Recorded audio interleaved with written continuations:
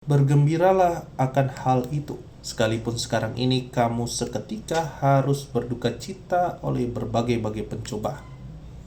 Maksud semuanya itu ialah untuk membuktikan kemurnian imanmu, yang jauh lebih tinggi nilainya daripada emas yang fana, yang diuji kemurniannya dengan api, sehingga kamu memperoleh puji-pujian dan kemuliaan dan kehormatan pada hari Yesus Kristus menyatakan dirinya.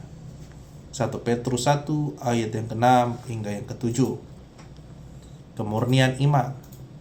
1 Petrus 1 ayat yang ke-6 hingga yang ke-7 berfokus pada hubungan mendalam antara iman, penderitaan, dan sukacita kekal.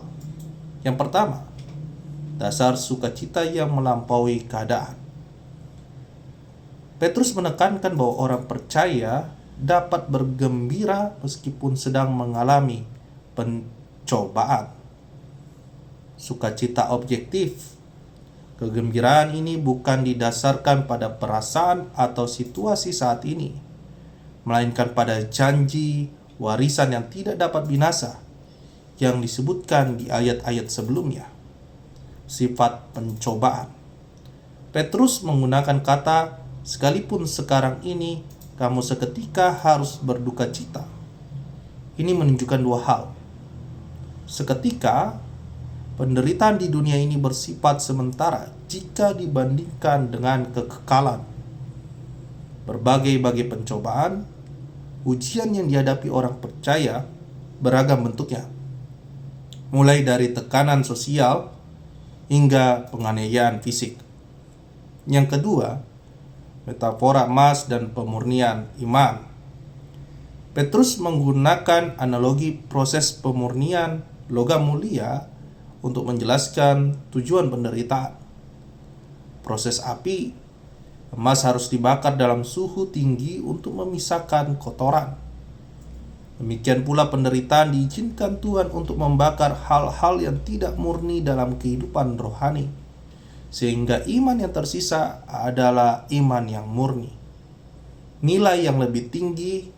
Petrus menyatakan bahwa iman yang teruji jauh lebih tinggi nilainya daripada emas yang fana. Emas bisa hancur, namun iman yang sejati akan bertahan hingga kekekalan. Yang ketiga, hasil akhir. Pujian, kemuliaan, dan kehormatan. Tujuan akhir dari ujian bukanlah kehancuran, melainkan kemuliaan saat Yesus Kristus menyatakan dirinya kembali. Pujian, pengakuan dari Tuhan atas kesetiaan hamba-Nya. Kemuliaan, partisipasi dalam kemuliaan ilahi yang akan disingkapkan. Kehormatan, kedudukan istimewa yang diberikan kepada mereka yang tetap setia dalam masa sulit. Yang keempat, ekspresi luar, puasa, menangis, dan meratap.